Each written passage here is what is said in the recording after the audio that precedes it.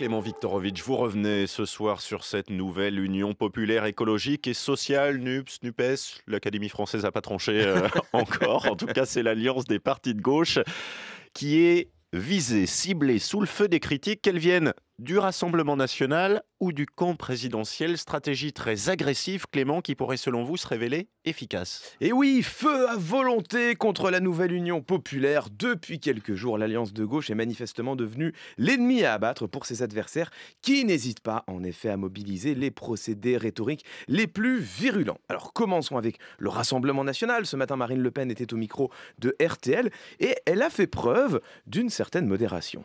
J'ai vu une escroquerie politique se monter avec la NUPES. Jean-Luc Mélenchon ne sera jamais Premier ministre. En revanche, si un certain nombre de Français votent pour lui, il peut transformer l'Assemblée nationale en ZAD. C'est-à-dire avec les défenseurs des Black Blocs, les défenseurs du burkini à la piscine, ceux qui veulent désarmer la police, ceux qui veulent ouvrir les prisons parce que la prison, c'est pas gentil, etc. Voilà. Transformer l'Assemblée en ZAD. La NUPS serait une escroquerie politique. Bon, c'est une pure invective. Jean-Luc Mélenchon ne sera jamais Premier ministre. Alors ça, c'est de la rhétorique de l'incantation.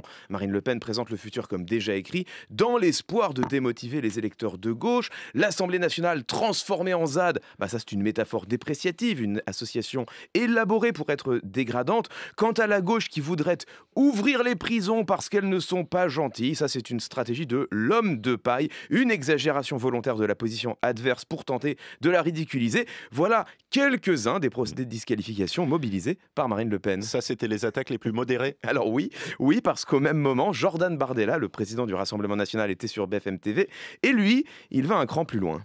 Je pense qu'il est un agitateur, et en réalité, moi, cette alliance, elle me fait peur.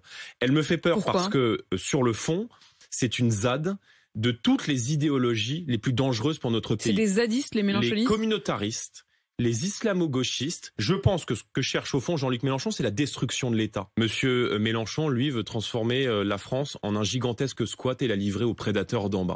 Voilà, donc comme je le disais, c'est moins modéré. Alors, on retrouve la métaphore de la ZAD, agrémentée cette fois d'une autre analogie, mais tout aussi péjorative, la France transformée en squat. On a encore de la disqualification personnelle, Jean-Luc Mélenchon serait un agitateur, mais surtout, on a une brochette de mots épouvantails, ces concepts flous, mal définis, voire même indéfinissables, qui associent l'adversaire à un imaginaire déprécié, le communautarisme et l'islamo-gauchisme. Et pour finir, cette phrase définitive, Jean-Luc Mélenchon souhaite la destruction de l'État. Alors, pourquoi pas, mais sur quel fondement, sur quel argument, nous n'en saurons jamais rien. Et Clément, le Rassemblement national n'est pas le seul à avoir émis ces critiques. Non, en effet, l'entourage du président de la République concentre lui aussi depuis plusieurs jours ses attaques contre l'Union populaire, et pas seulement l'entourage d'ailleurs. Le président lui-même, hier devant ses troupes, il a déclaré que les partis de gauche avaient choisi le communautarisme, un mot qui peut surprendre. D'une part, il est presque toujours utilisé sans être défini, c'est très souvent un mot épouvantail. D'autre part, parce qu'il est littéralement issu du lexique du Rassemblement national,